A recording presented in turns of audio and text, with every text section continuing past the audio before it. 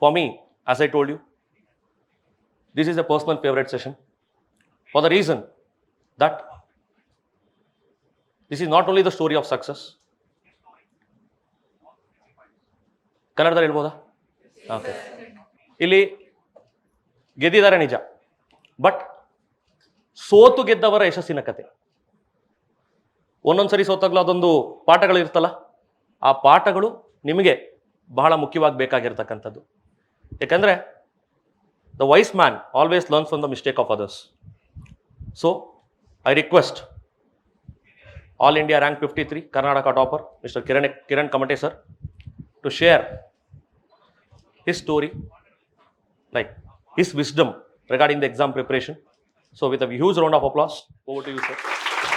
Thank you sir.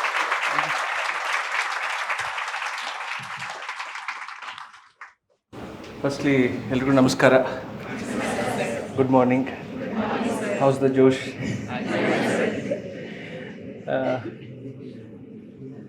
My name is Kiran Kamate. I come from a place called as Hattarwat village in Chikkodi Taluk, Belagavi district. I have grown up in different parts of North Karnataka. Just to give a brief, I've grown up in Hubballi. That's where my 3rd to 8th standard happened. In 9th to 10th, I went to Gadag school. Then 11th and 12th, I was in Nippani. It's a bordering area between Karnataka and Maharashtra. Engineering I did in Gokte Institute of Technology. I graduated in civil engineering in 2018. Thereafter, 2 years, because of my engineering graduation, I went for GATE and engineering services. So that was 2019 and 2020. I started this preparation since March 2020, just before the COVID lockdown happened. This has been my 6th attempt. I've given consecutive 6 attempts since March 2020. That year it was October 2020, the first attempt that I gave. So thereafter, consecutively, I've attempted this examination.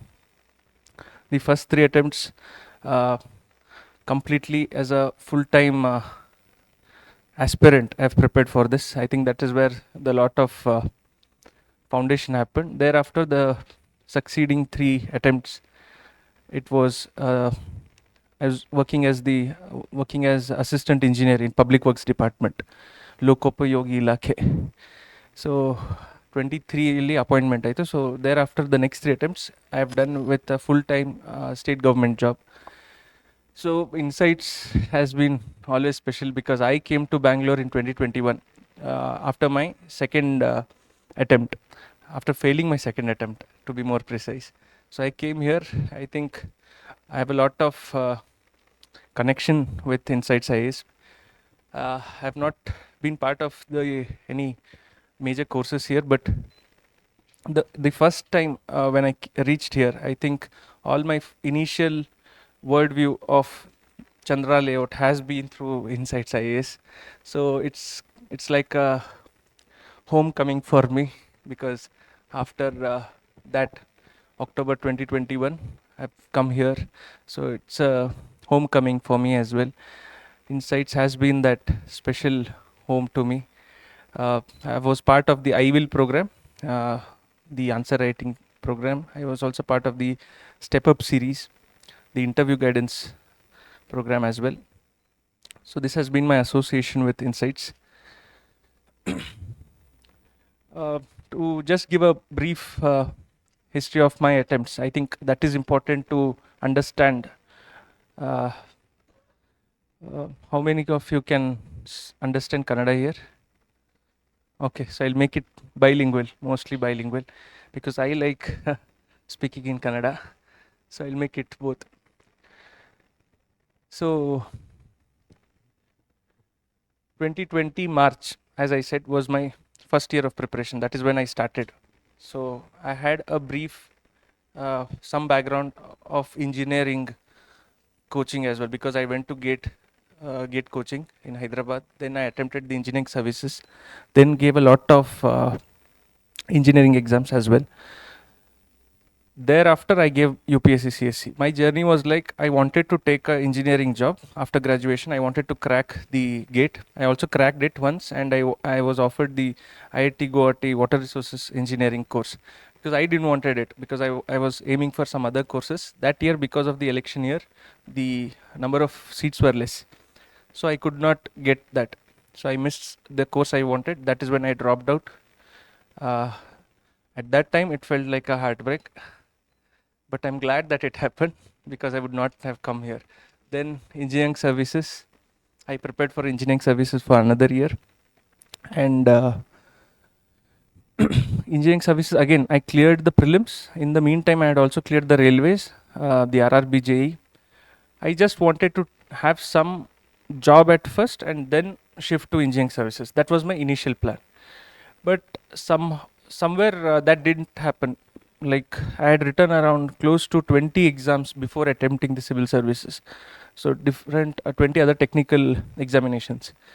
Apart from gate and other RRB or another few, most of them I've failed. I've just always failed. I've failed to make any impact there. So it was a very difficult time, that 2020 phase before starting the civil services. And RRB JE also, I had cleared it, got a very good rank, but still could not make it because of the medical requirements. So so whatever I did, it was not working out. Whatever I did, it was not that I was just sitting quiet. I wrote exams after exams. I did everything I could. The MTech program, I could not get the course I wanted. So everything failed. I think that was the most lowest point I've reached in life. And it is only then I felt that ultimately, okay, now I have no other choice but to take civil services. Even my father, who was very supportive, who saw this vision through me, even at that point he said, maybe you're not cut out for competitive exams. I'll get you a private job, ಯಾರಿಗಾದ್ರೂ ಹೇಳಿಸಿ ಒಂದು job ಮಾಡಿ, civil engineering ಮಾಡಿ, ಯಾರ contractor ಕಡೆ ಕೊಟ್ಟು ಒಂದಿನ ಕೆಲಸ ಕಲಿತು ಸೈಟ್ ಮ್ಯಾಗ ಹೋಗು ಅಂತ ಅಂದರು. But I didn't want to do that. So I asked him, just one more year, just give me one more chance, I'll do it. So that is when I took up civil services. I prepared in my home itself. That was a COVID lockdown year, so he's a principal of an engineering college. So because of the lockdown, the entire campus was empty. I used to go to his library. In the entire empty library, I used to sit. So this happened for 2 years. For 1 year this happened. I just studied NCRTs and basic books. I gave my first attempt. I could not clear it, but it was a very positive thing, because I had missed it by a very small margin. And even I was surprised that just by NCRTs and some basic books, I had come very close to clearing it. So that gave a lot of boost. So that is when I went and said again, like, even my father became confident. Okay, let me give another chance. So I took that another chance as well. Did everything, wrote a lot of tests, did everything. But again, you know how unpredictable. Hard work is one thing, but that necessarily does not mean you will clear this exam. Prelims is very uncertain, very tricky, very dicey. And our Shano 2021 prelims I could not clear. Now again, already 2020, I was telling, that was the lowest point. Now you can imagine what was happening. So absolutely, like, self-confidence, this is ground level, it is below that. That is when I came to Chandra Layout, and here I see the crowd, and you know what that does to an underconfident guy. Very wrong timing. I felt nan bit ellaru udaragatare, only I am not. And completely against God ಆ ಟೈಮಲ್ಲಿ. That is the time I felt I was fluctuating ಈ ಕಡೆ agnostic to atheist belief. ಇಲ್ಲಿ ಬಂದಮೇಲೆ I decided I am an atheist ಅಂತ, because God is doing well in others' cases. It is just special interest in me that He's not doing well in my case. So I become that atheist. Like, I decide whatever will happen, it will only be through my own hard work. I will do it, and I will prove God's wrong. So again I started, but before all that, I think I was a very underconfident guy. I think 4, 5, 6 years ago, if I have seen, if someone would say I would come here and talk, absolutely I would not believe it. I could not face anyone and even speak for a minute. If anyone would call, raise their hands and ಕರೆದ್ರೆ like ತಲೆ ಕೆಳಗೆ ಹಾಕೊಂಡು ಹೋಗ್ತಿದ್ದೆ ನಾನು ಅಷ್ಟು. I was like very underconfident, very inferiority complex was the maximum. I think a lot of you can relate to it. It's not that is why I'm telling you this story, because this is something you and I can relate. Maybe not our parents, not our relatives, friends, etc., because they're not going through that. So that was the kind of mindset I was in, and that is when I landed in this hub, Chandra Layout. And I met Vinay sir. I took a couple of test series. I wrote a lot of mains and prelims test series that year. Very reluctant to write but I should also mention that my first mains answer came in insights. So that was that year I wrote, like, out of 20 I had written 11 questions in 3 hours, and that was the happiest day for me, because 11 out of 20, because a guy who was very reluctant to just start answer writing, for him writing 11 in those 3 hours, I think that felt very happy. So everything will happen at its pace. So 2022 I give my third attempts. So from 2021 October here till the next June 22, I write a lot of tests. I made that correction. So that prelims was my first successful prelims. That year I wrote around 100 tests. This is not an exaggeration. You would always find me roaming like a madman in Chandra Layout with a pen always in his pocket. Any board, free open mock test, I would go there. I've spent the least money in this preparation. I've utilized all the free resources. All my money went actually in the last attempt. Else, all initial years I've been that very ಭಾಳ ಕಮ್ಮಿ ದುಡ್ಡು ಹಾಕಿ ಈ preparation ಮಾಡಿದೆ ನಾನು. So I wrote 99 and 100th test was the actual prelims. So 100 tests that year, that changed everything for me, because what happens is, for when you're going through so many of phases, so many failures for years, that there came my first small success. And that prelims success what came, I think, I'll be very honest, rank ಬಂದಾಗೂ ಅಷ್ಟು ಖುಷಿ ಆಗಿರಲಿಲ್ಲ, ಅಷ್ಟು ಖುಷಿ ಆವತ್ತಾಗಿತ್ತು. Because for 4 years from 18 to 22 June, I had just failures after failures. Whatever I touched was turning into very bad lot, like nothing worked, nothing worked. And I think all that bad luck was just for me because I could call me anything, like hard work, etc., everything, but I was not that lucky guy. Luck was always turning away, shying away from me. So but 22 prelims, that changed everything. Then I get to write my first mains. I wrote my mains, but somehow you feel that when you write your first mains, it feels like only you are writing mains.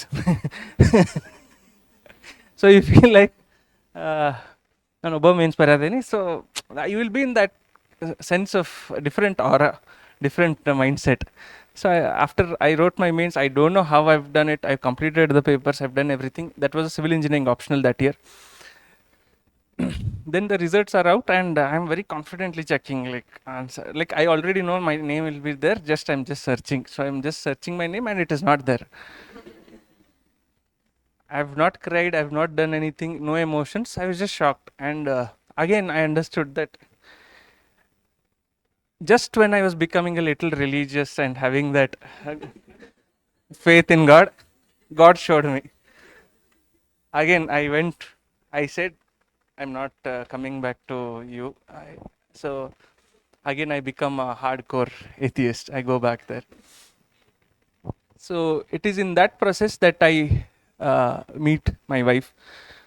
back then just a friend, just a stranger from Mysore.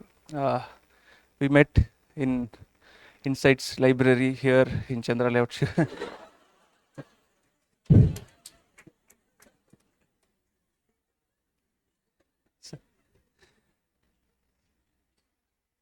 So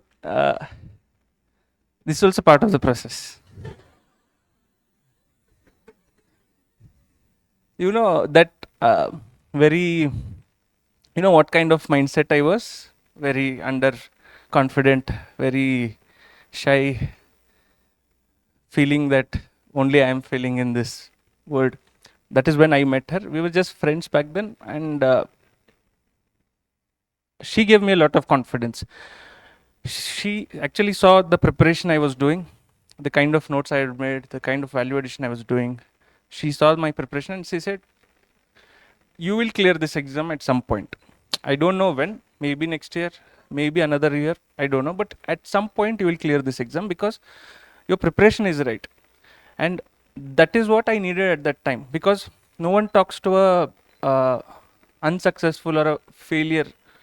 Very few people, absolutely zero, not few people. But at that time, I think she saw something in me, and that I just wanted that from her or from anyone, and she gave me that. So that kind of positive words actually boosted my confidence. That is where I cleared the first prelims, then wrote mains, could not clear it. Then at that time I got selected into the public works department. So I secured 67th rank there. So it came as a blessing in disguise. 3 years and plus 2 years earlier, so I was this broke unemployed guy preparing for UPSC. In that time I got this job, so I took it with both hands. I was very happy. So finally I thought, okay, at least I have some backup.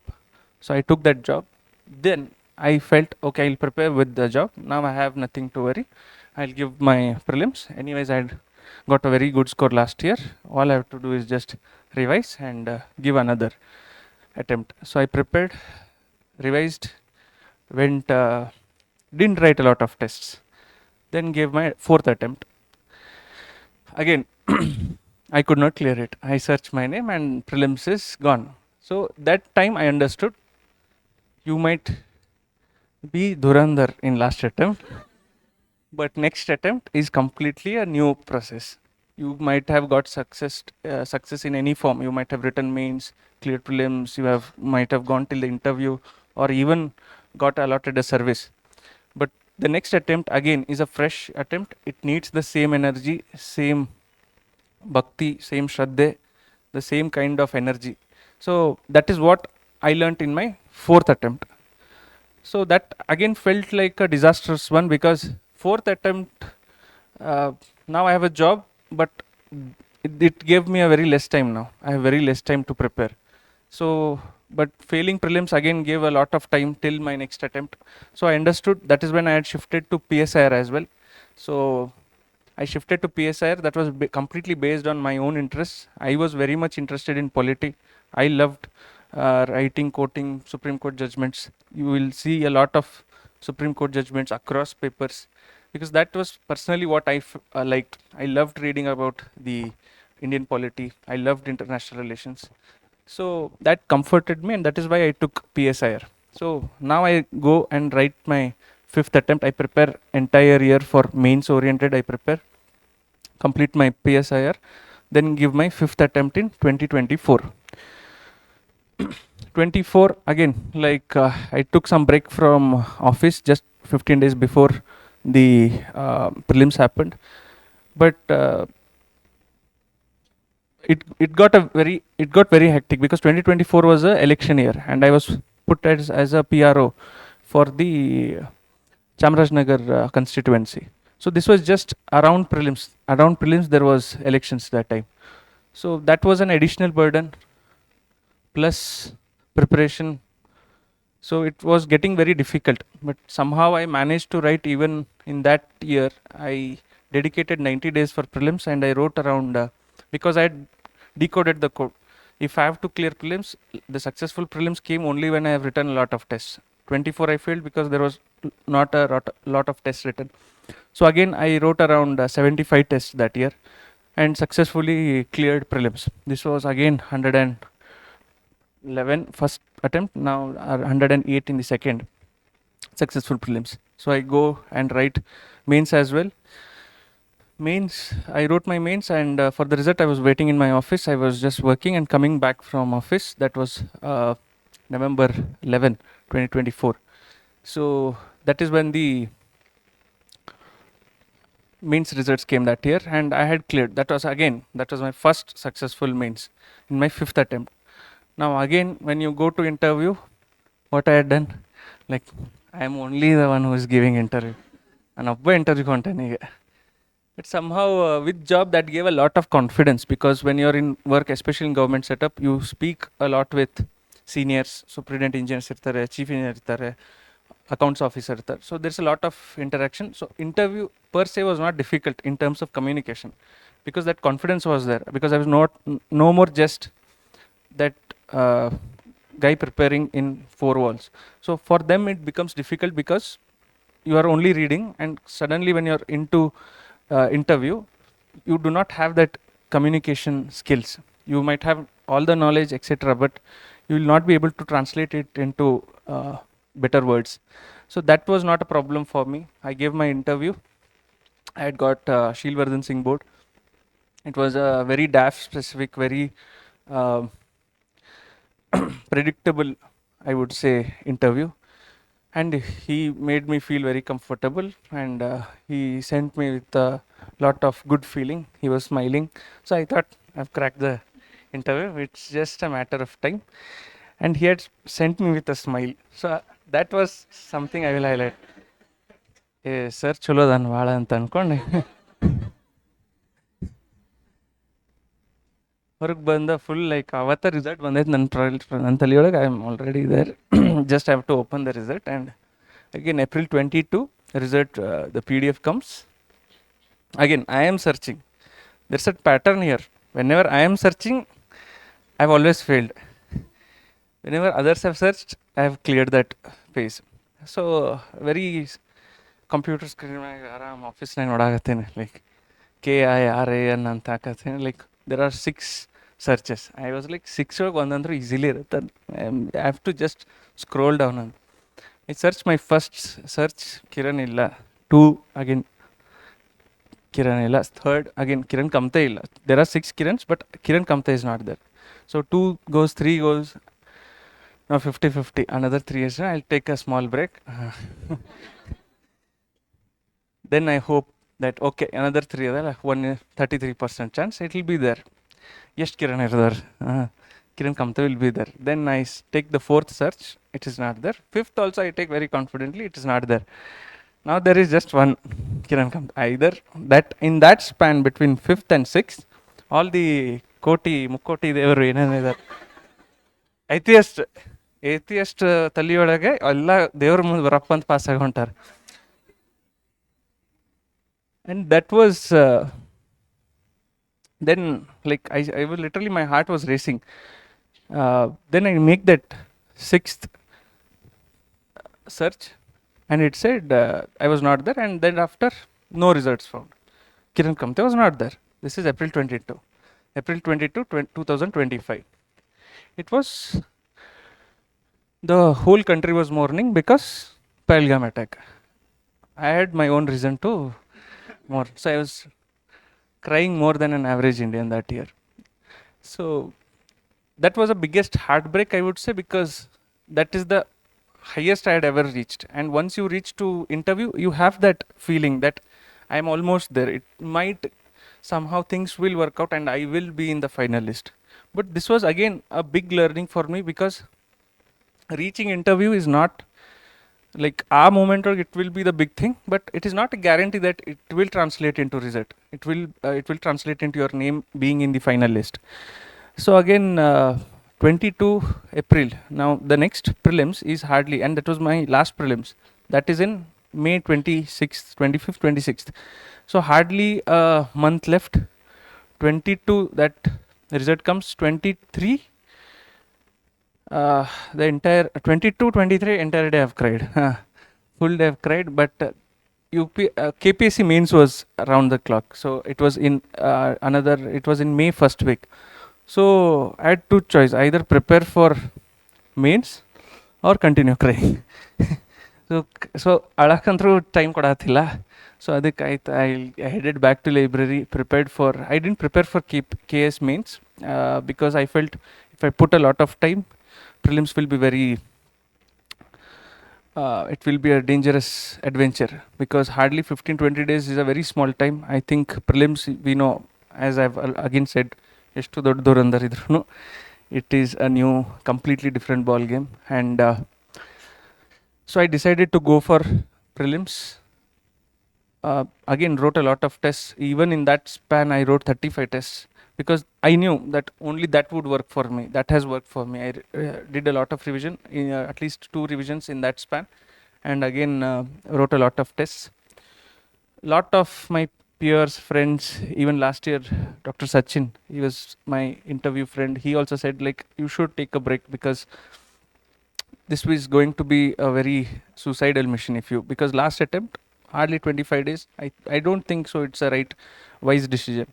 I think some of my other mentors and even my father was very adamant for me to attempt this. He said, you have to write this, because you will lose that momentum, whatever you have gained for mains interview. So you will get that advantage. So that changed, and I said, okay, I will take this, and I wrote my prelims.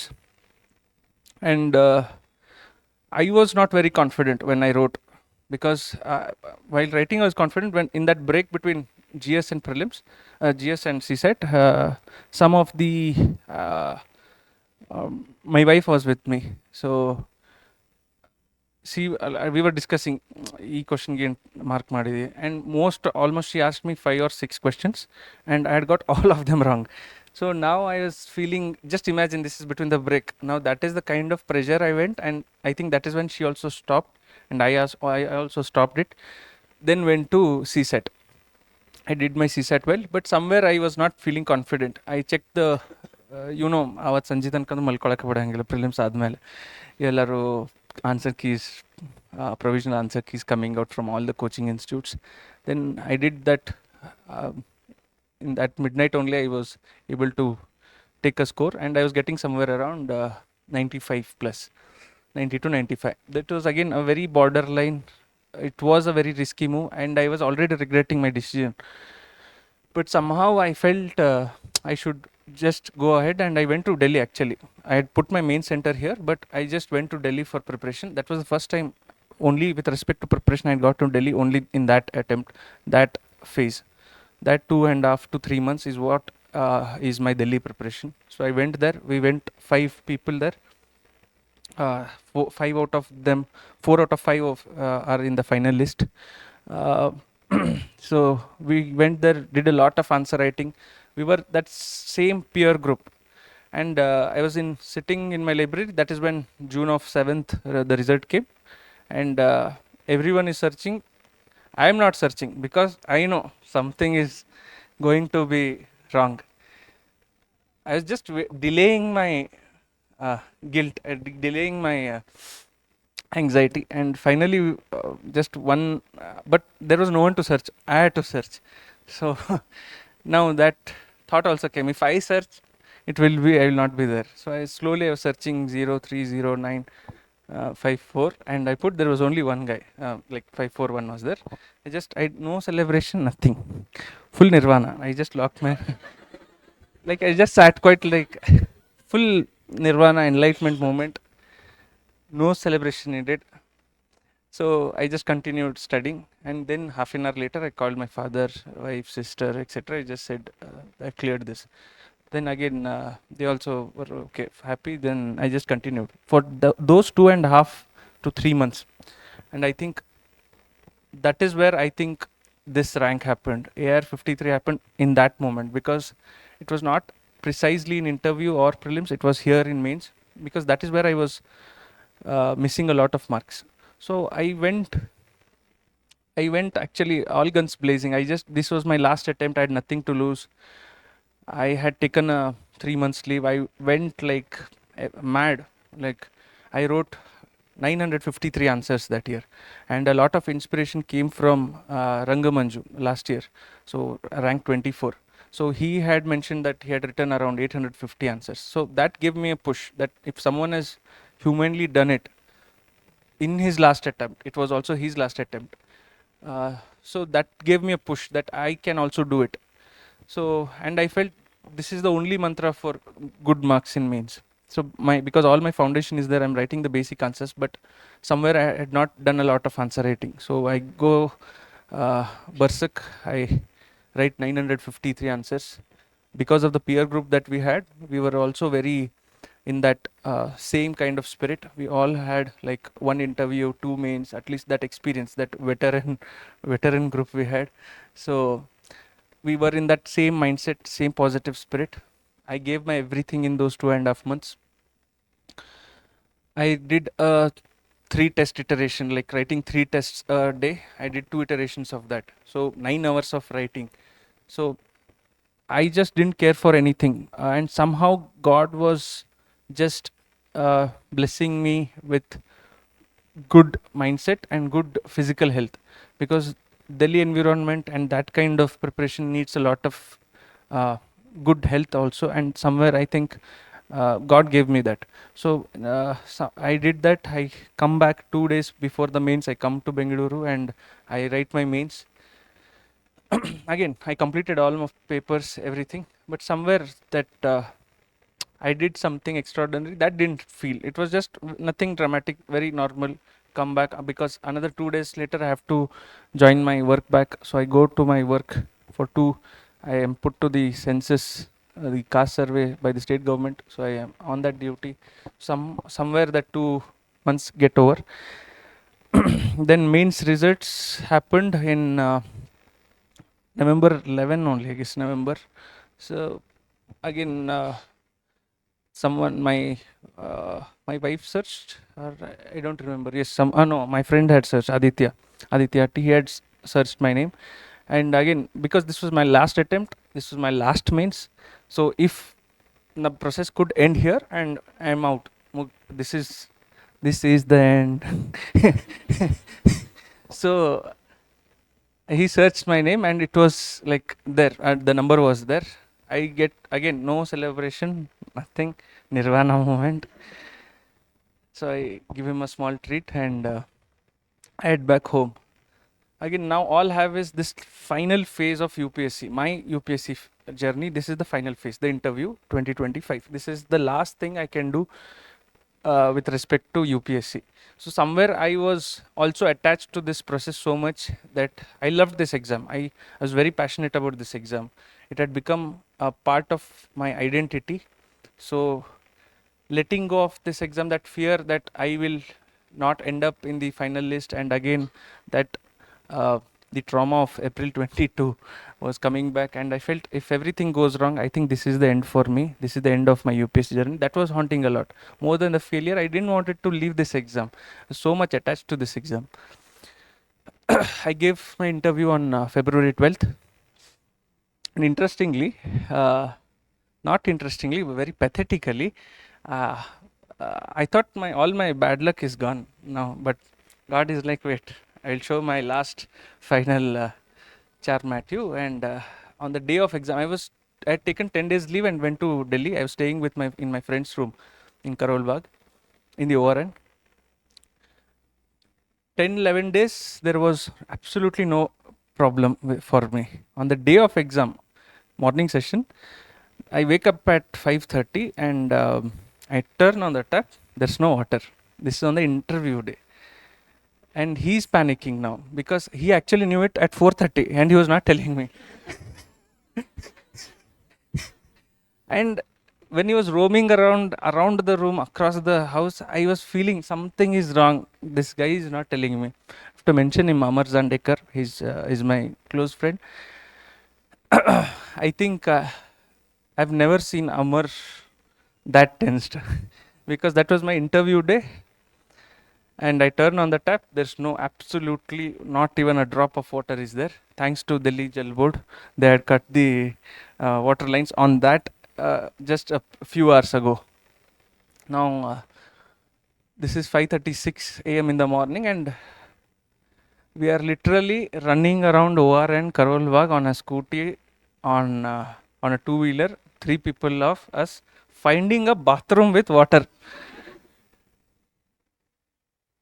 One person is carrying my suit, one person is carrying my utilities, and we are finding a room. So somehow we found 2 of his juniors in another nearby area. I take bath in some stranger's room on my interview day, on my final attempt. I think nothing could get worse. This, like, even at that moment, I was just smiling and looking at God. Really, like, why?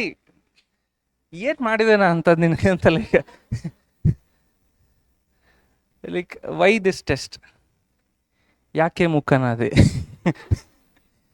Then but somehow I was fortunate to find those 2 people, very sweet people. They gave, and who gets up at 5:36? I was knocking at their door with my friends, and they were very open, friendly. I get ready there. Then one person is getting me breakfast and newspaper. I'm just reading it, and then I head back to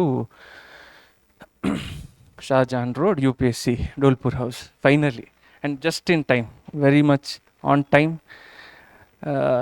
And I was the first candidate to on that day, so the last option I had was take bath in UPSC itself. Then I go around 9 o'clock, we get in, document verification happens, and 10 a.m. I was called. Now, you must have watched in the 12th fail exam, there's a semicircular courtyard there is, and we have different names. And I was hoping like Suman Sharma ma'am should not be there, because that was the board for that day, and usually attender will be there. He'll take you, and he'll ask us to stop. Now I'm going around the corner, and there is Suman Sharma board. I can see it. I'm just hoping that he does not ask me to stop here, and I am very reluctant and said, no sir, आगे बढ़िए next room के. So Suman Sharma ma'am ಇಲ್ಲ ಅಂತ ಖುಷಿ ಆದೆ. Then somehow Sanjay Verma board was there.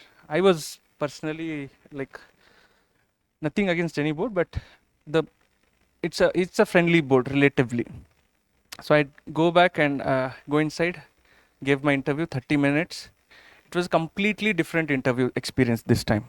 No DAF, nothing. It was just commonsensical, on the spot kind of questions. They took me by surprise. They ragged me. They made fun. They were in a very good mood, and they all did that. And the chairman at the end was like, Kiran, your interview is over. I am not ready to go. I am like, I'm just sticking there. Kiran, your interview is over. It repeats again. Like, now I reluctantly get up and I was walking. He had that poker face. It was like absolutely no expression. Remember Shilvardhan?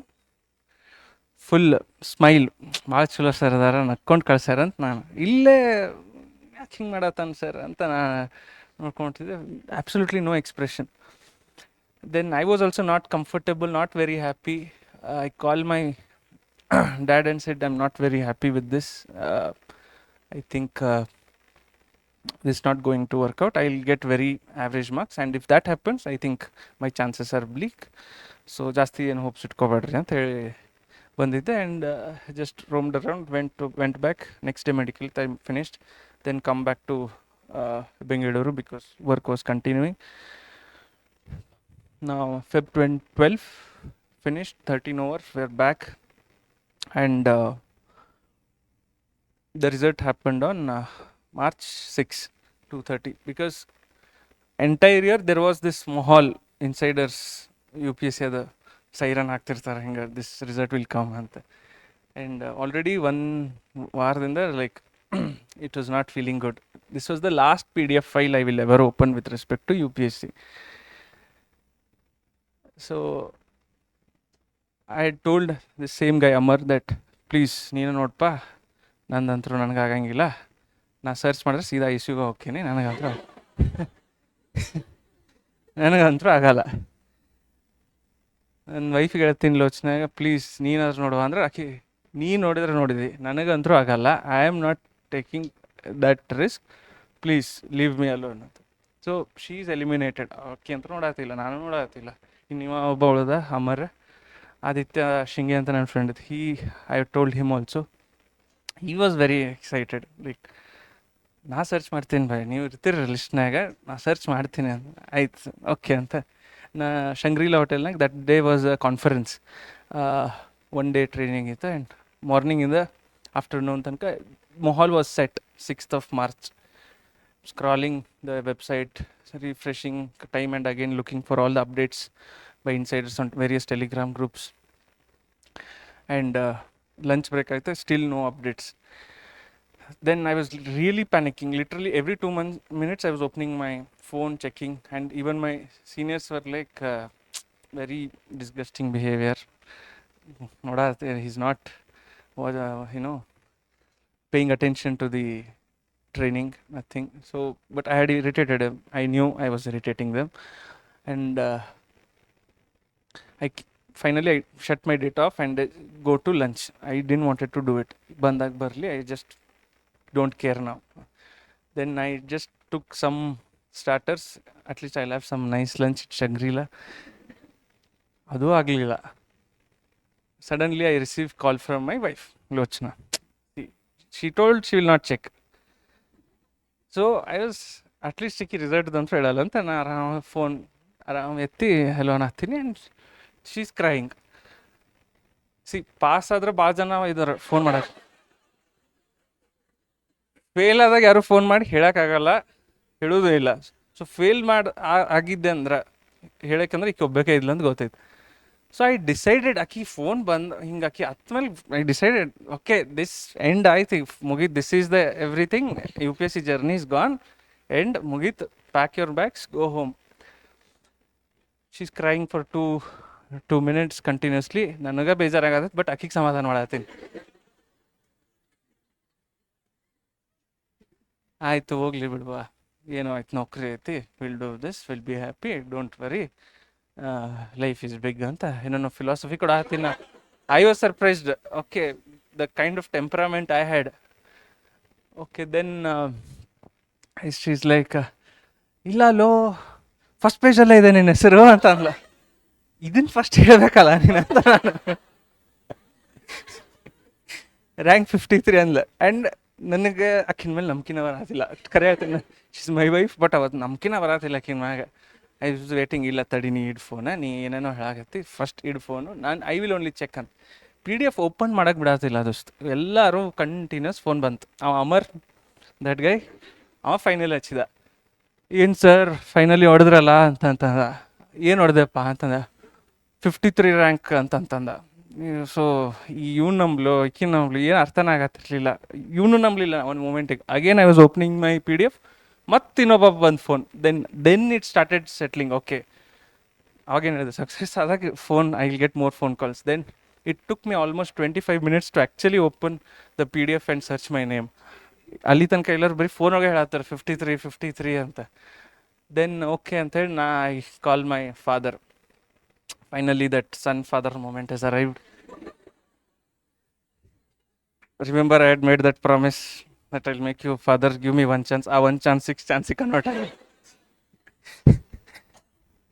Finally ಏನೋ ಅಂದ್ಕೊಂಡಿದ್ದಿಲ್ಲ, some dramatic shit will happen ಅಂದ್ಕೊಂಡಿದ್ದೆ. Nothing is happening. ನಾನು I am telling, ಅಪ್ಪಾಜಿ ನಿನ್ನ ಮಗ IAS ಆಗ್ಯಾನ ನೋಡು ಅಂತ. ಅವ್ರ ಏನು ಹೇಳತ್ತೀನಿ ನೀನಂದ, IAS ಆಗ್ಯಾನ ಅಪ್ಪಾಜಿ ಅಂದೆ. ಸುಮ್ಮನೆ ಏನಾರು ಹೇಳ್ಬೇಡ, PDF ಕಳ್ಸು, ನಾನೇ ಚೆಕ್ ಮಾಡ್ತೀನಿ ಅಂತ ಅವರು.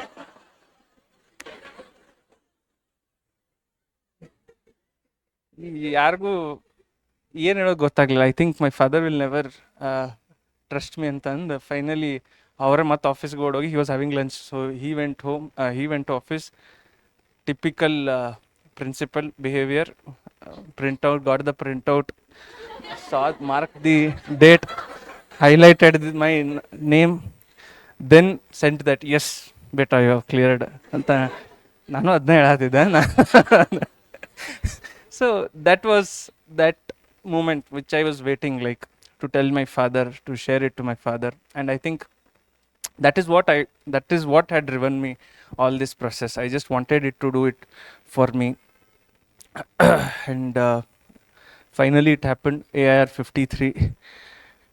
And a few minutes later I got to know that I'm also the state topper. So this is like what I was expecting. ಲಿಸ್ಟ್ನಾಗ ಹೆಸರು ಇದ್ರೆ ಸಾಕು, ಲಾಸ್ಟ್ ಹೆಸರು ನಂದಿದ್ರೆ ಸಾಕು ಅಂತ ಎಕ್ಸ್ಪೆಕ್ಟ್ ಮಾಡಿದ್ರು. God gave me and god showed what he can do. And I think all that prayers, all that temple run, all that happened. Countless gods have prayed every day, almost that entire final attempt, every single day I've prayed to God. I think that is what it does. I think UPSC humbles you, UPSC breaks you, UPSC from atheist to a very spiritual religious person. It makes you Kaithi film ನೋಡಿದ್ರಲ್ಲ, ಕೈತಿ ಫಿಲ್ಮ್ನಾಗ ಹಿಂಗೆ ಕುಂಕುಮ ಹಚ್ಕೊತಿರ್ತಾನೆ, then ಇನ್ನೊಬ್ಬಂಗೆ ಕೇಳ್ತಾನೆ ಬೇಕನ್ನ ಅಂತ. I don't believe all this, ನಾನು ನಂಬಂಗಿಲ್ಲ, time ಬರ್ತೈತಿ, you will also apply. I was like, that happens, and I think that will happen. Till that, have faith, keep working hard. This, why I told all this journey was, it was not just about myself, because AR 53 is what appears now, but there was a lot of sacrifice, lot of failures, setbacks, bad luck, all of that. And then came AR 53, and I think no one expects to be in the top rank. If anyone is saying that, I think they're truly not telling the truth, because ಯಾರು ನಾನು ಇಷ್ಟೇ rank ಬರ್ತೀನಿ, I will be IAS, ಯಾರು expect ಮಾಡಲ್ಲ. Even especially with respect to me, I was very I had made this worst case scenario, middle case scenario, best case scenario. Even my best case scenario was somewhere around 100, middle case 200, top 200, worst case like last rank, and the obvious, not finding the name. And this time mains ಒಳಗೆ there was only one Kiran, like mains result list ಒಳಗೆ Kiran was only one. So I told even Amar or others who are searching, if you type Kiran and there is one of one, that is me. So I think that is the kind of script God writes. He gave me 6 Kirans in that list, but not one Kiran Kamate. But here he gave just one Kiran Kamate, and that was me. So I think that is the kind of that is what faith can do, that is what hard work can do. It's not just about hard work, luck, etc. I wanted to tell this because you need a lot of other factors as well. Very hard work, etc. I was of the mindset that only hard work will clear. I'll work hard and I'll just get the result. No, this exam has a lot of factors coming in. All those have to fall in place. Don't know, you turn on the tap and there's no water. You will have that moment as well. So this is the kind of exam, this is lot of factors. So I will very honestly accept that luck has its role, fortune has its role. You need the right kind of people around you, and I think that is when ultimately you reach that phase. You need God's grace. So I've been very lucky, very fortunate. Yes, I've worked hard for 6 years. My library was Insights above Girias, near Atigope station. I think that I had made it my home. I used to love going to my library. I think that is where I was most peaceful. That is where I was most very happy, around my books, around my preparation. I think ನನ್ನ friends ಯಾವಾಗ phone ಮಾಡಿದ್ರು, there was just only one place I would say, Atigope metro station, Insights. So that is how attached I was with Insights library. Thank you so much for this opportunity. And this was my story. I'll just take a small break. We'll do some interaction with respect to your queries, some answer writing tips, whatever doubts that you have. Some of my things that worked well for me, I'll share it with you. Just give me a couple of minutes. I'll drink some water and I'll join you soon. Okay, now where do I start? I think mains was the jump I made. 737 last year, the main score, to 816 this time. So that was the jump I made. Interview 171 last year to 195 this year. So that's the another jump I made. Essay got dipped last year 124, this year 115. So this is my marks. Now I'll just open the session for lot of queries.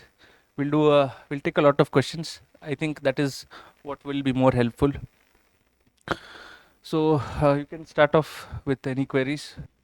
ನಾನು ಬೆಳಗಾವಿಯಿಂದಾನೆ, ಇವರು ನಮ್ಮ husband, ನಾವಿಬ್ಬರು prepare ಆಗ್ತಾ ಇದ್ದೀವಿ. Very nice. Actually ನನ್ನ doubt ಏನಂದರೆ, ನಾವಿಬ್ಬರು work ಮಾಡ್ತಿದ್ದೀವಿ ಆ್ಯಸ್ ಎ ಸಾಫ್ಟ್ವೇರ್ ಇಂಜಿನಿಯರ್. ಇಲ್ಲಿ ಟೈಮ್ ಮ್ಯಾನೇಜ್ಮೆಂಟ್ ನಮಗೆ ತುಂಬ ಪ್ರಾಬ್ಲಮ್ಮು. ಲೈಕ್ ನಾನು ಕನ್ನಡದಲ್ಲಿ ಪ್ರಿಪೇರ್ ಆಗ್ತಿದ್ದೀನಿ, ಇವ್ರು ಇಂಗ್ಲೀಷಲ್ಲಿ ಪ್ರಿಪೇರ್ ಆಗ್ತಿದ್ದಾರೆ. So main problem is like work schedule will be there, so I'm not getting much of the time to prepare. Like I will be listening to the classes, I'm offline student, so I will be coming to offline and I will be listening the classes, but I won't get to prepare something. Like whatever taught in the class, I won't get much time to prepare, go home and prepare that whatever taught in the class. Only Saturday Sundays will be there and early morning will be there. So currently I'm traveling from Electron City to here. So 2 hours will be gone. Coming 2 hours, night 11 or 11:30 will I'll reach home. So after that, schedule will be closed. Like I won't be having much energy after that to study. So ಅದು problem ಆಗ್ತಿದೆ. ಹೇಗೆ manage ಮಾಡೋದು? ನಿಮ್ಮ ಸಿನಾರಿಯೋದಲ್ಲಿ ನೋಡಿದರೆ elections ಇತ್ತು, ಅವಾಗ prelims ಇತ್ತು. Same pressure ನಾನು ಡೈಲಿ ಗೋತ್ರೂ ಆಗ್ತೀನಿ. So how can I manage that one question? First of all, more power to you because you're preparing with job, and more power, even more because you're traveling from Electronic City and coming here. So with respect to, like now you're doing a foundation course here. ಹೌದು sir. So till foundation is over, I don't think you will have enough time, because as of now your only aim should be to finish foundation course in entirety, attend all the classes, make all the notes, write all the weekly tests that they conduct, revise whatever that is taught in the class. This should be your aim, not anything beyond this, because you do not have that scope. So try to just focus on foundation course as of now. You are able to manage the foundation course at least, like with Yes, respect to yes. complete. So that is what I would advise. Do that much now. Revise them, whatever in like weekends you get, leaves you get, try to revise it thoroughly. And all the weekly classroom tests that they do, you attend that. And I think that ultimately you should have short-term goals. You cannot, because you're a working professional, you cannot do what exactly the full-time aspirants are doing. That is not possible. So as of now, just focus on foundation course, do all the tests. Once if you are done with, when you're done with the foundation and you're giving your prelims, you're giving this attempt? Yes, I'm You're giving, you just give a try at it, but next prelims, by the time when you're done with foundation, etc., then I think you should take at least a month break before the prelims, or at least 15-20 days before the prelims. And once you clear prelims, you have to put leave. There is no alternative to that. You have to put leave and go for mains. So till then, manage your leaves wisely. Apart from that, whatever time you are getting, use it judiciously. Cut down all the social life that you have to. And because you're preparing parallelly with your partner, I think that is a bigger blessing, because you will be in the same kind of mindset. So that would be my suggestion. Good luck.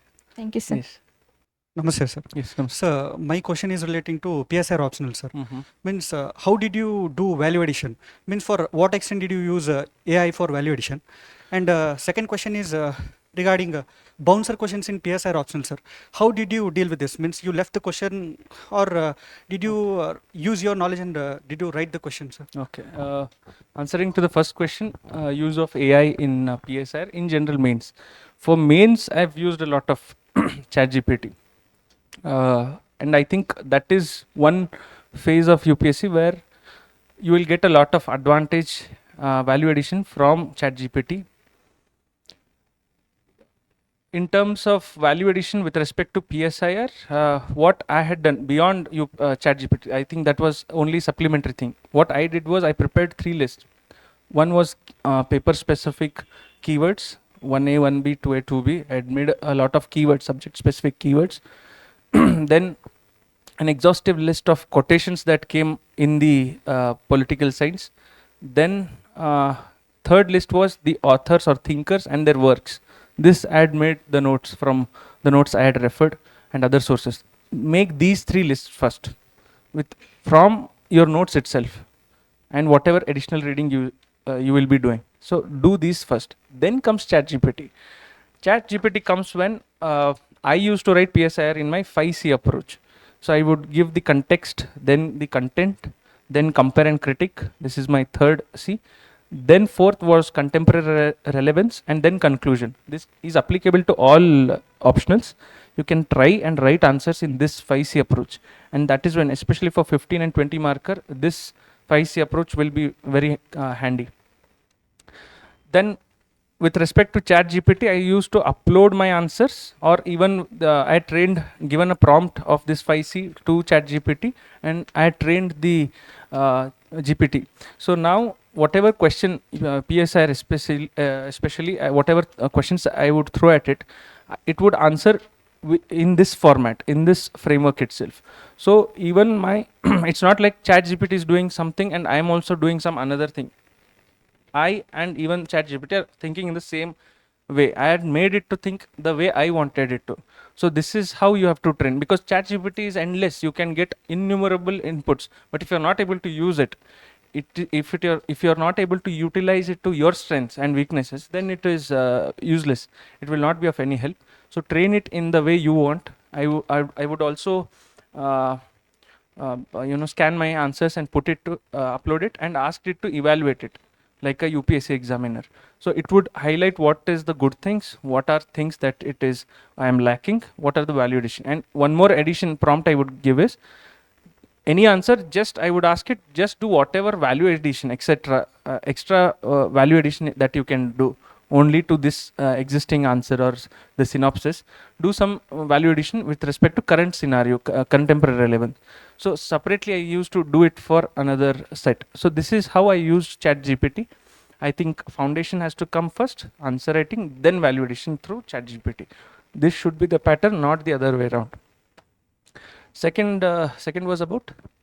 How did you deal with bouncer questions? Bouncer question. PSIR usually this time around there were not a lot of bouncer except in paper 2. There was this question on woman movement, the red lipsticks movement, yes, feminine movement. That was in news. I was not aware that it was in news, but I just knew that it would come from this. At least it is a part of woman movements topic. So I did not leave it. That was the last answer I wrote. It was 10 markers, so 2 pages. I just wrote 1 page there because that was the last question. I was not left with lot of time. So I just wrote something around it related to woman movement, and I just predicted that it might be something related to electoral voting rights, etc. So I wrote it. I don't know how much I must have got for that answer, but you need to write something because you cannot just leave and come around. And because of so much of cumulative knowledge, you would end up writing some or the other thing. Just try to stay relevant. That's it. That would be my suggestion. But don't leave empty. Either at least 1 or 2 paragraphs, just write something. That would be helpful. But make up for other questions as well. Because you've left this now, you had that time allocated and distributed across other questions now. So utilize that time well for the other questions. So do give that extra bit of effort for other answers. And I think that is where the balancing act happens.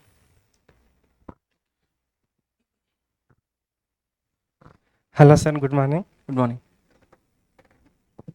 Sir, my name is Prahlad sir. This could be my third attempt sir. Okay.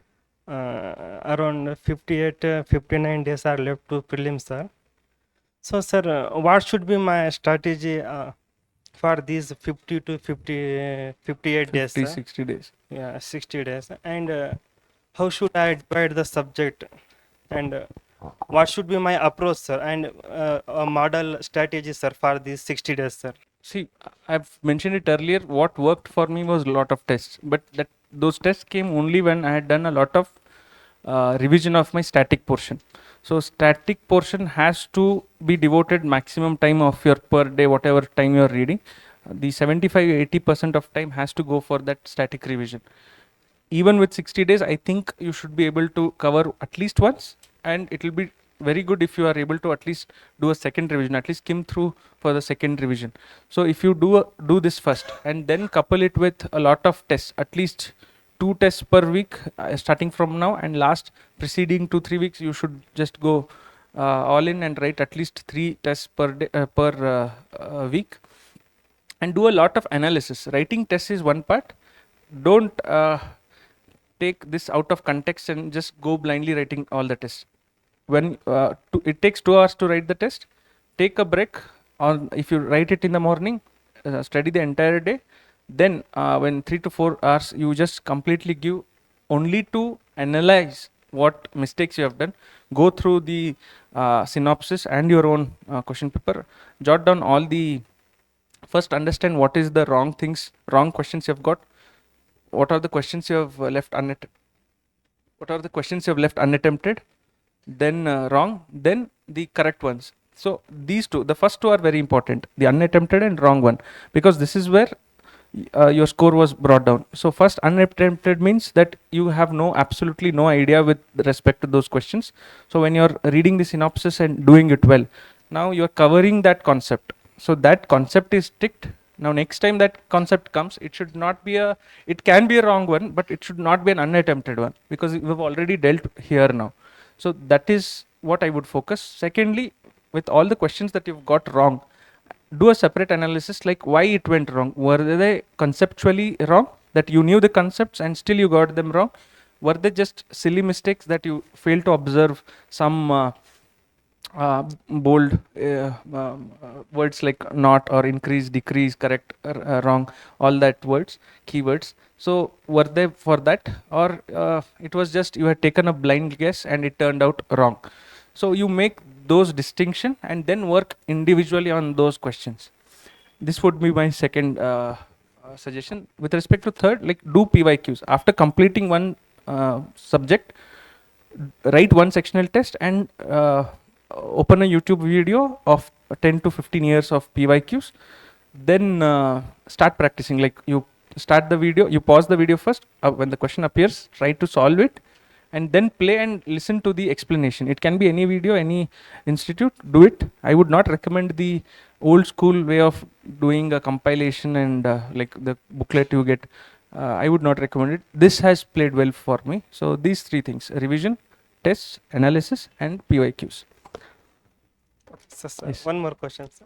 Sir, can you give at least 4 important subjects, sir, weightage wise, to cover in the first It is go? the obvious, that the Indian polity, it has to be there. Economy, it has to be there. These two, if you are able to, I think these two are the subjects that will almost take you to the 70-80% of the cutoff. Thereafter, it is just clearing and getting another 2 subjects for reaching that cutoff, and another 2 subjects for getting that extra leverage beyond the cutoff. So if you are able to, and always, irrespective of the category you are in, always think of 100, achieving 100. Take the exemption that you get through reservation, just take it out of context. Always try to attempt like 90 odd questions, or 85 to 90. Now always try to aim and try to get around 100 marks. You don't worry about your category cutoff, etc. You are just going as an unreserved candidate aiming for 100. You should aim for maximization and not optimization. So go for maximization, try to score 100 plus, because once you're in that space, you will not waste the remaining 12-13 days what is left after the prelims till the results. You can utilize it completely for mains, because those 12-13 days will feel like hell if you are on the border and not able to clear. So you will waste a lot of time. So this would be, so in polity, economy, geography, and history, like modern history, yes, but it is decreasing. I would still say history as a whole. So polity, economy, history, and geography.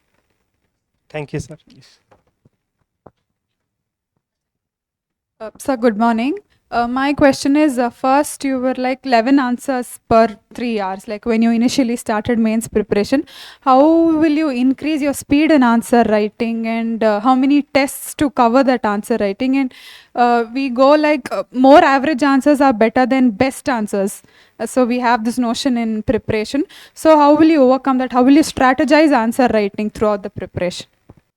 With respect to answer writing, it is going to be only incremental changes. Unlike prelims, where you do a lot of revision, you can see results even the very next day or in 10 days later or 2 weeks later. But for mains, I think it is a long drawn process. It is going to be incremental. And first, to identify weaknesses, you have to write your answers first. So first write answers, then you will understand what is actually wrong. Is it a recalling ability that you're missing out? Is it handwriting? Is it finishing the paper? Or is it value addition? So that is when you will identify, and this is different for different candidates. So first write answers first, irrespective of for those 3 hours, just give it like as if you are writing. And initially what I used to do is I would not actually write within the 3 hours space. I would just count till 3 hours whatever number of questions I would write, let's say 11 12. Thereafter also I would take that extra 1.5 hour to finish the paper. So I would always finish the paper. That would be my initial days, like before the mains. So finishing paper is something I would focus irrespective of the time. Now I'm not taking time into consideration. So only when you have written answers that you will understand, and you will when once you get it evaluated, you will identify what is things you are lacking. Because sometimes what happens, first of all, there is no perfect answer, because in that time crunch, in that less reaction time, you have to read the question, structure it, then write it in a good legible handwriting, then also conclude it very well. So this should happen for what, 7.5 minutes for 10 marker and 11.5 for 15 marker. So only once you are writing, you will understand what are the gaps in your answer writing. Then comes the course correction. Now let's say, as if for me it was like not finishing the paper, and for most it will be not finishing the paper. So for that to happen, again, we have to bring in some changes. For example, one tends to write only in points, like there's no schematic representation, there is no diagrams, there is no value addition or any like small diagram, schematic represent, etc. Now once you are doing that, I think there also you'll be saving a lot of time. And secondly, for 15 marker, you do not have to write all the 3 pages end to end. Like even if you've written good content, you can end it at 2.5 page. So what I would typically do is, especially for GS3 science and tech, I was not very comfortable. Means no matter how well you prepare, there will be some bouncer question in science and tech GS3. So I made it a point that for GS3 science and tech, I will write only 2.5 page. So that actually helped. And third reason I would tell is identifying the explicit demand. Now that can be actually basically you are breaking down the question. You are identifying what is the demand. You are writing an intro. You identified the demand. You break that down and write, and then you are almost about to complete. Then there's some page left. Now what you can do is identify an implicit demand. That is not something asked. Let's say there is a question that has ended in a negative sense, like terrorism question, and it is challenges to India, etc., etc. Now it has ended in challenges. It does not mean that you have to write and leave it open and end it with just challenges to India. You have to identify the implicit demand here was what is that India can do way forward. So what are the measures India has taken? So this is the implicit demand you have created for yourself. If you do that for all the question, at least most of the question, I think paper completion will not be a difficult task, because you know how to fill the papers now. And also, if there are 2 to 3 demands in a single question, first page I would write in points, second demand I would write in schematics, the hub and spoke and the schema. Then the third page again I used to write in points. Now wherever the content was less, I used more schematic, because that would take a lot of space and also feel like you're not deliberately trying to fill pages. So use of schematics, use good of points. Let's say there's a very comfortable topic and that you are given with. Now don't use schematic there, because you have a lot of knowledge. go all in, write a lot of points there, put everything. So do a lot of this. For geography, you can use a lot of, because geography questions are usually very technical, and there you cannot beat around bush a lot there. Because you tell this is the process and the answer gets completed. You cannot just write extra there. So for that, I think there I used a lot of word maps, India maps, mapping, something that would help, that would cover the space. And this is what I would, so I also add a lot of implicit demand. So this is okay? Okay. And ultimately it's more of practice, because there is absolutely no replacement for hard work. There is no replacement for consistency. You have to keep writing. You have written 11, you write the next, make sure. Just the belief and that consciousness will ultimately take you. Because first time you are writing, you will, I said, I was not in that rush to finish the paper. My target was only to write and enjoy, at least begin answer writing. Thereafter, I slowly understood that I should complete at least 15, then 16. It was always incremental. You cannot have the best of your aims at the initial stage itself. It has to be incremental. 15 first, 16, 17, then naturally it will come. You will be stuck around for 19 for a long time. Then that will happen where, like in that exam process, you will reach that 20. Probably even before mains, just in that gap, you might not finish the paper. But trust me, on the day of the exam, God will give you a lot of energy and you will finish 20.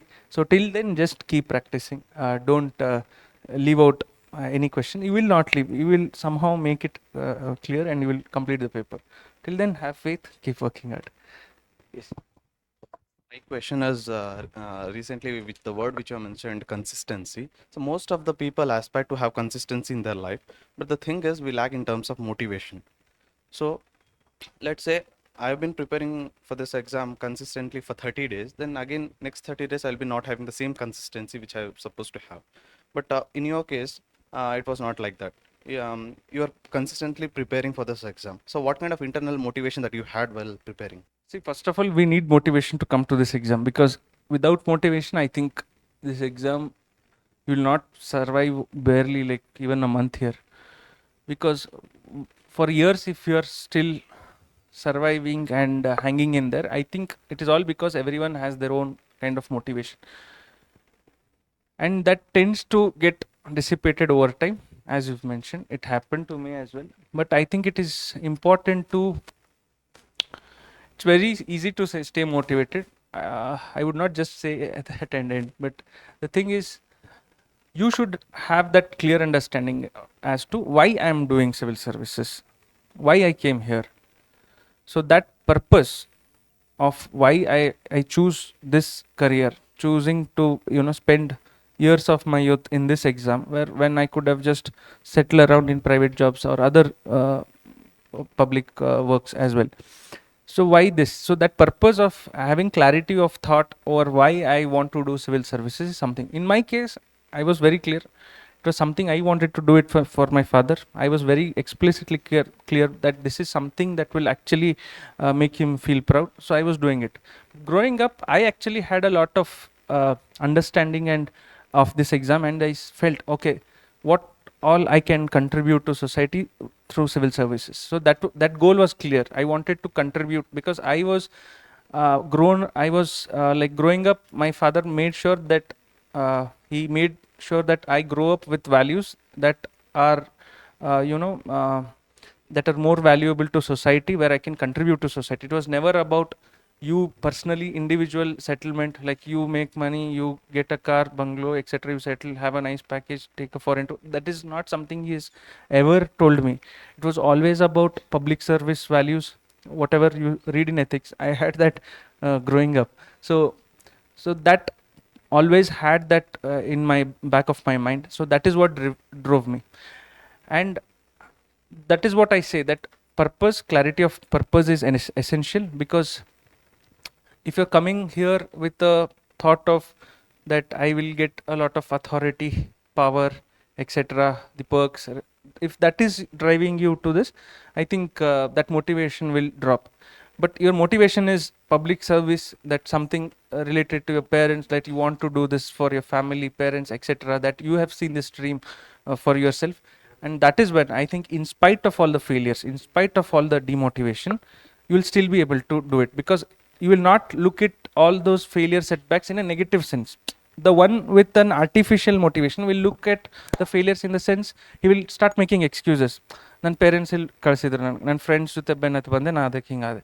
So all that excuses, all the negative, all the failures will turn into excuses, and you will always find reasons putting at others. But if you're self-driven, you will own up your failures. You will see that, okay, this was not good enough, I have to be better, this is not going to work now. So you will try to push yourself, and when you're doing that, when you're owning up your mistakes, and I think that is where the actual progress happens, and that is where your true motivation will actually translate into results. So having that clarity of purpose, motivation is important. And of course this exam is going to be long. Even with all that clarity, you might feel at certain stage like this is not not going anywhere. So I would not be very optimistic and say clarity of thought itandre you will survive in this exam. No, you will have your bad days, but even in those bad days, at least try to push yourself, that even in your bad days you are still thinking about this exam. I think that is what will separate you from the rest.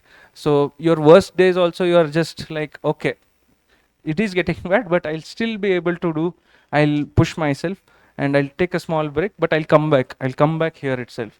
So that constant motivation will ultimately push you and get you results. Good morning, with your sir. permission, with your permission, I will be asking a little bit personal question. Sir, as you mentioned that you met your wife at Insights IAS, so maybe someone's questions as well, this one. So most of the people have a perception that if they get into relationship, maybe probably they'll be running far away from the syllabus as well. So even after facing a number of failures, madam came into your life as well. So how you felt that situation? So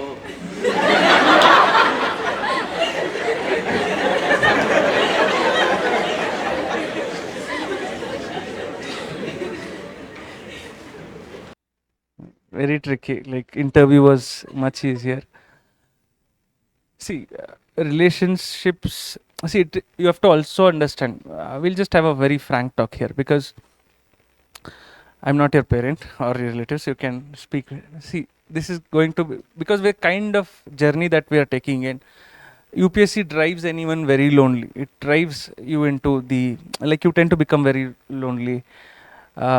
It will get a lot pessimistic, and I said, like, that is, and also the kind of age we are in, you're just graduating and you're coming here, so it is very natural. See, relationship, like old days you cannot do in before in school it is wrong, then when is it right? Right?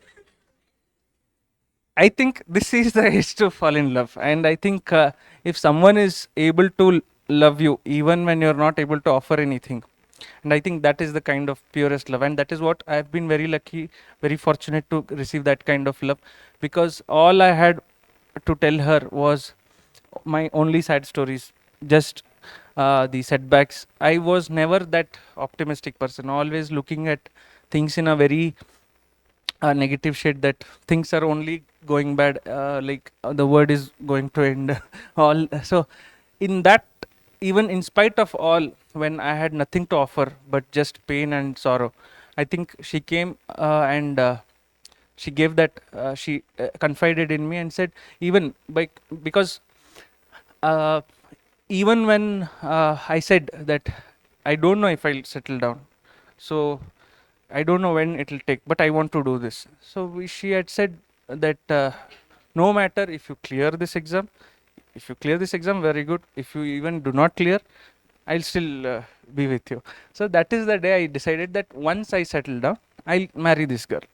So in spite of clearing my government job, getting that, I was very happy and with her. So that is when I told my parents, and that's a different story to tell, because again that was a different struggle, but somehow they came around, and that is when I decided, okay, because for a girl who has seen so much my dreams through her life as well, who has just supported me, put all her love, faith behind me, and I think that's the least I could do. And I married the love of my life and very fortunate. So relationships aren't bad, but if you are able to use it in a very positive sense, if you're able to grow together, I think that will be a force multiplier, because then that times, as one of my friends says, 1 plus 1 is not 2, it becomes 11, so it gets multiplied. You have that kind of support. And so that would be my answer, like if you find the right person, nothing wrong, but stay faithful, stay loyal, work, see this dream together. So nothing hangante ellaru iga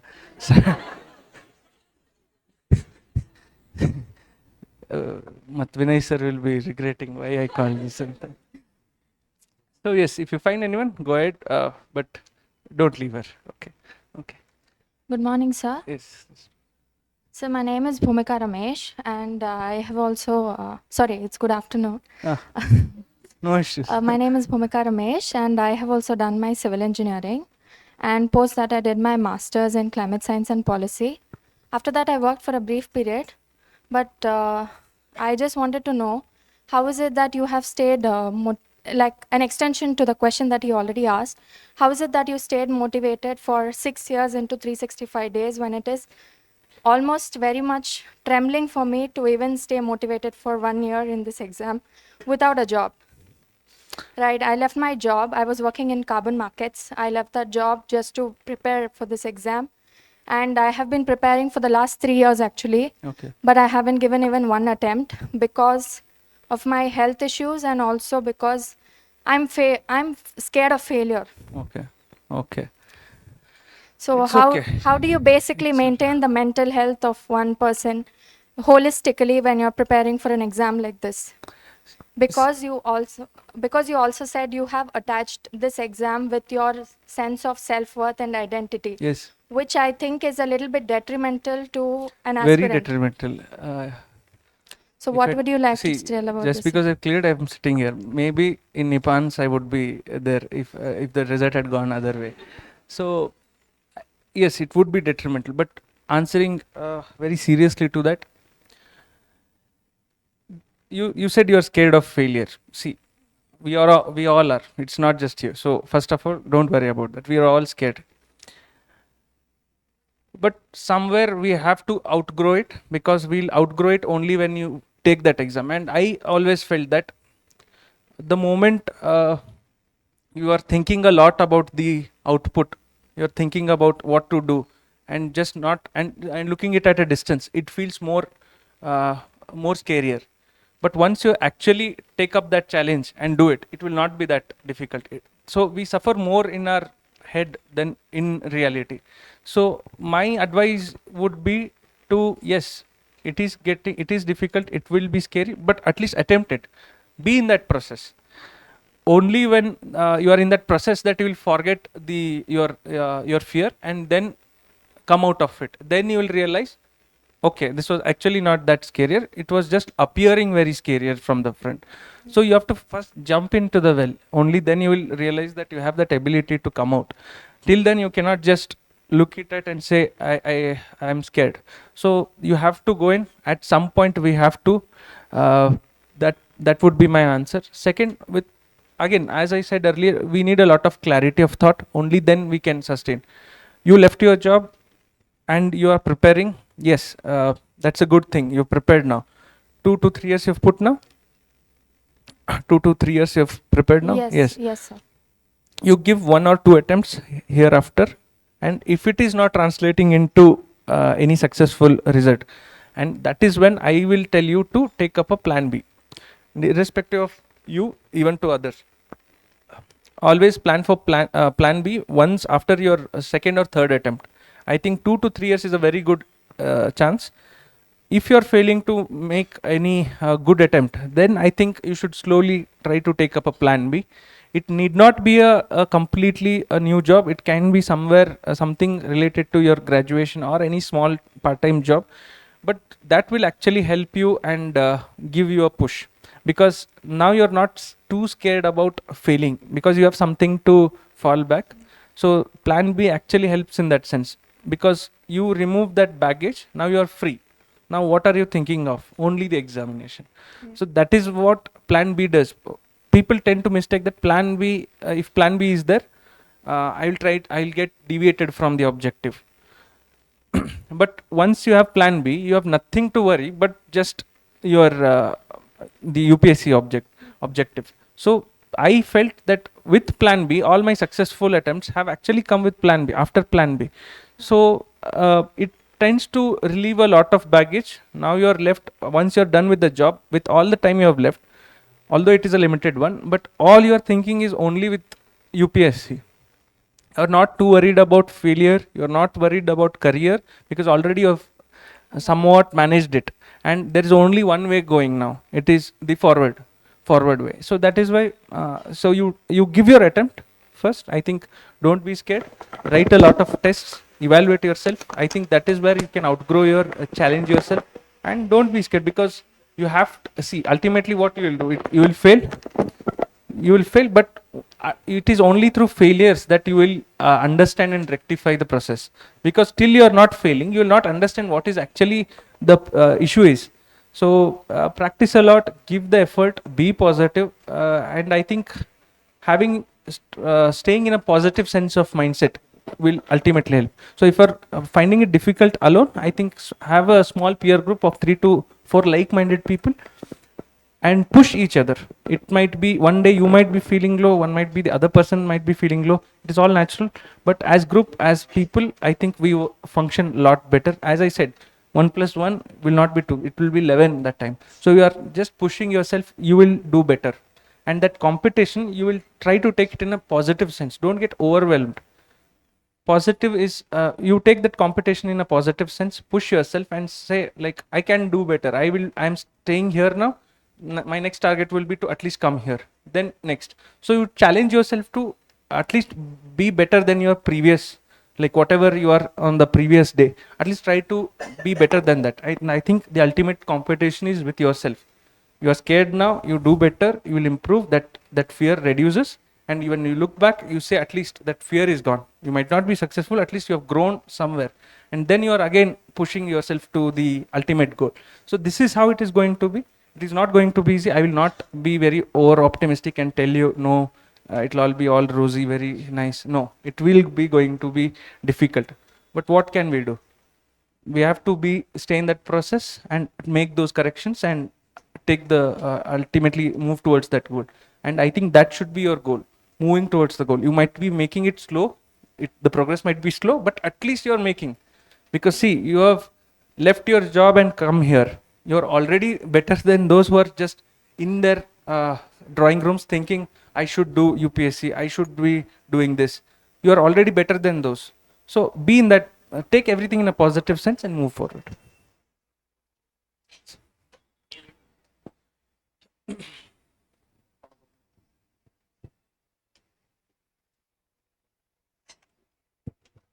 Good morning, sir. Sir, what was your complete strategy from pre to interview? Just brief highlights I would give, because complete strategy is very difficult. We can make a very exclusive session on that. But for prelims, all the 3 successful prelims have been only when I've written a lot of tests, did a lot of revision. So revision, keeping the resources limited, lot of revision of the same resources, writing a lot of tests, analyzing it, then going to the test as if it is another mock. That kind of mindset always helped. And I would never go behind trends, weightage distribution, this subject gets less, that subject gets more. No, I would give the core subject, I would put my all heart. I would give another extra iteration of revision. But even to the peripheral subject, I would make sure, because I have studied ancient and medieval history so much, that is one subject I think most of them would neglect, but I have always loved to read it. So do not neglect any subject, give everything. Even with respect to CSET, do not neglect it. Make a good notes from some coaching institute or insights, etc. Then practice a lot. CSET, especially with CSET, no matter how many videos you watch, no matter how many PYQs you see, ultimately when the progress will only happen when you put pen to paper. You start solving. You solve 10, you might get 9 wrong, no issues. You get even 10 wrong, no issues. But ultimately that is where the progress will happen. You might, by seeing, you might say, I know this, I am getting this right. But if you're not putting pen to paper and not solving, I think CSET will not be easy. So this is for prelims. For mains, UPSC preparation is mains preparation. It is not prelims preparation. Initially, I think beginners do that mistake. So my advice is, and because mains, that time gap is only getting narrower year on year. It is getting narrow. Earlier there was 110 days, now 100 days. Now it is just 75 days, even if you count the day next after the prelims as well. So you're just left with what's 80 less than 80 days. So that is difficult. So in that span, if you think I will do something about mains, then it is wrong. You have to get your basics notes, mains notes ready, at least optional ethics and one of the 3 GS you have to be ready with before the prelims. And once you clear prelims, then you have already a lot of ready-made things are there. Now you're just filling the other gaps. And with that, you are doing a lot of answer writing, correction, value addition. So this is again my main strategy. Be mains oriented. Think of all the topics only in terms of mains. If you're reading the newspaper, always think in terms of how can I write it in mains. Do not think only from prelims. Think only from mains perspective. And I feel prelims is a subset of mains preparation. Once you are good with all the 4 GS, you will naturally do better in GS prelims, because conceptually will be much stronger. You will understand much better. So so that would be my advice. Do a lot of answer writing. Prelims is a subset of mains, so do mains intensive, mains oriented preparation.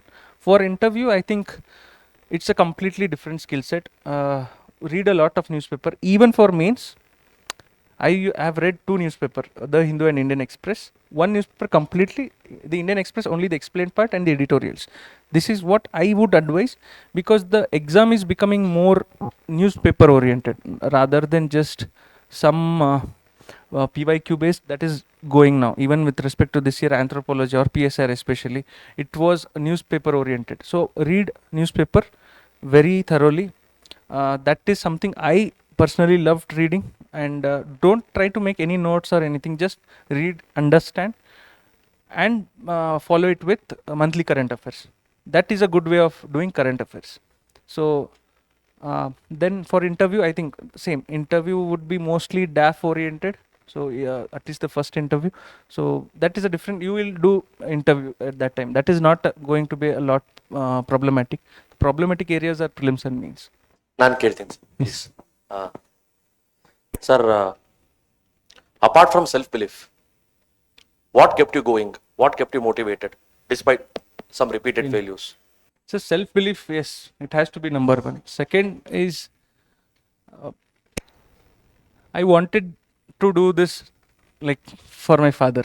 You know, I said that son, father do, and I think for every son or any child, it is like they want to do better than their fathers. Their father struggled and come to a level, and as children we want to do better than that and give them a life that is they've aspired for but not able to do it. And I think my father had that dream, and with a lot of challenges he grew up, with a lot of restrictions, financial limitations he grew up, and he had to let go of his dreams. So for that always kept me motivated. Third is that motivation all got even more concretized after my work, sir. So in terms of work, the kind of setup I saw in state government, there are a lot of good things that is happening, but there are certain things that I was not very happy with. So be it corruption, be it the file movement that happens even today in this digital space, I was not something very happy with it. I felt if I am in that kind of position, I have to bring some changes around that, because I work in public works department. So I wanted to do something with respect to governance. So this is another. So even my work, I took it in a positive sense.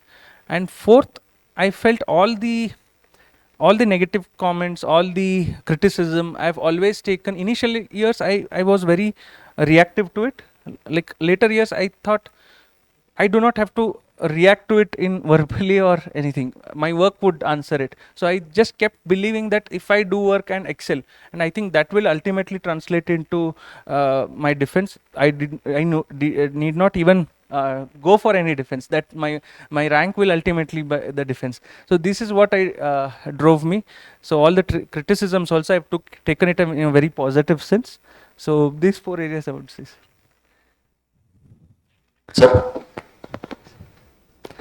There's one question here. Yes, he was waiting from a long time. Yes. ಹಂಗೆ ಹೇಳಿ. Okay, I see. So I'll answer the first one. He's basically asked about civil engineering graduate having a lot of civil engineering options beyond UPSC. So should he take up? So I've already partially answered with respect to plan B that I said. So yes, you have to take up. But when do I take up is also a question. If initially you are doing the foundation, etc., that time you get some opportunity, and that would be difficult because you have not had that UPSC foundation, and if you join that work, you'll not have that base ready. So maintaining the UPSC preparation would be difficult. But after 2 to 3 attempts, I think if you're not still very successful in this exam, that is a very good opportunity. That is when you have to seriously look for other alternatives like SSC, RRB, civil engineering. There might be a lot of state government jobs as well.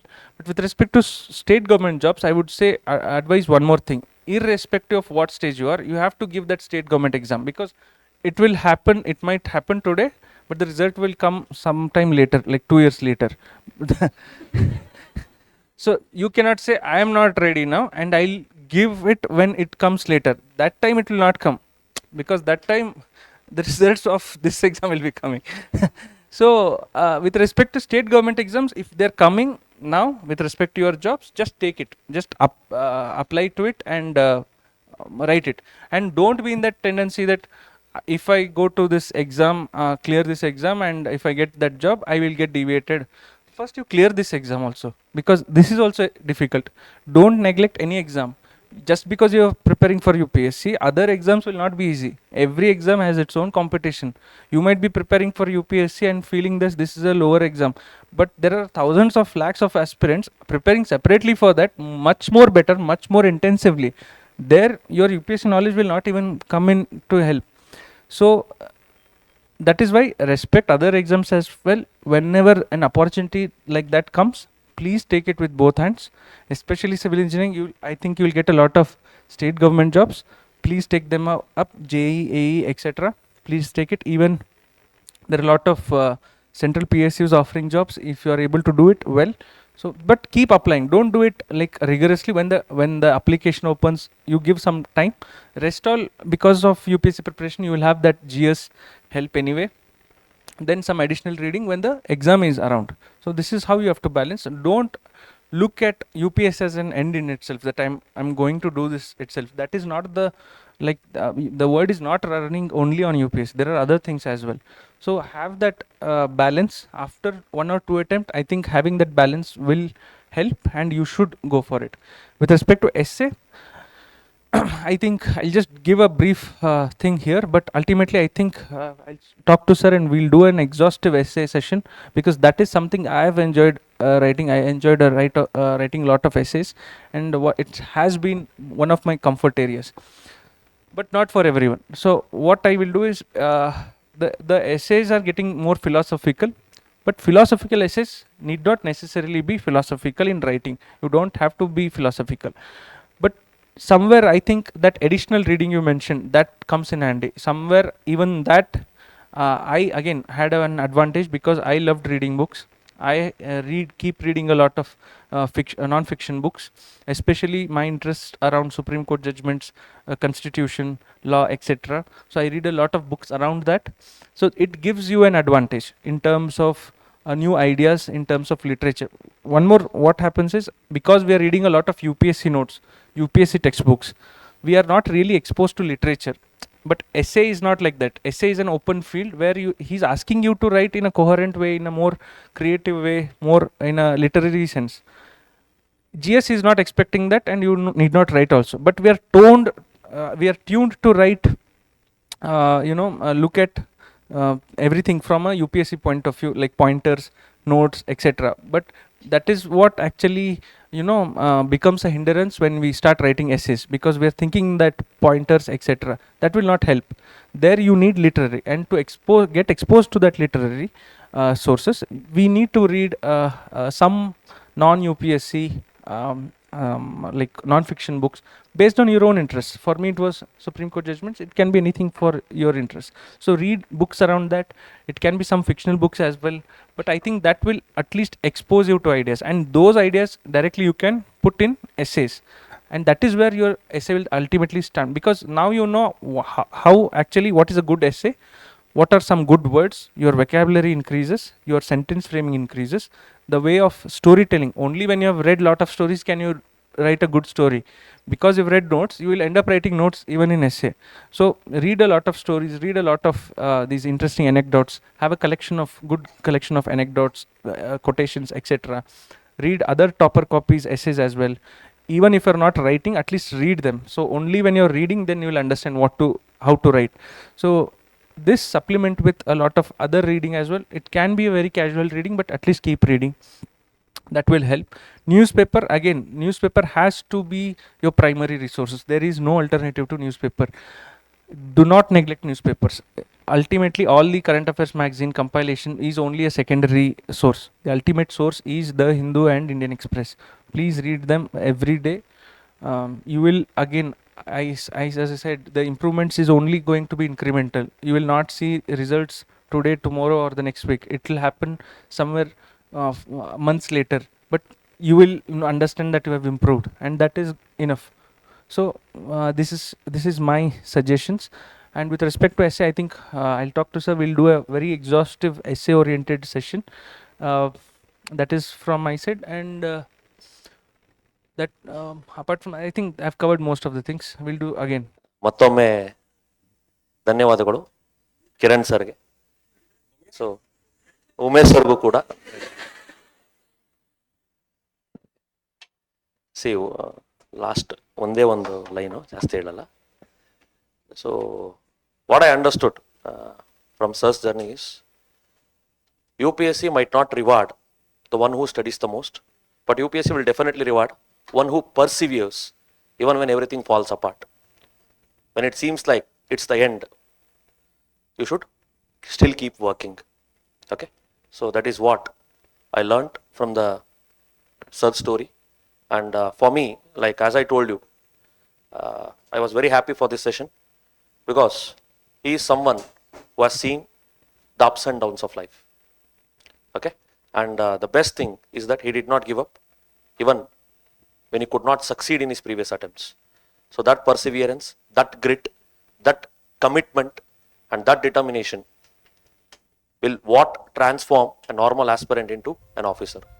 So be inspired by him, his journey, and we hope to host you as the next guest in the Toppers Talk and work towards that. Thank you.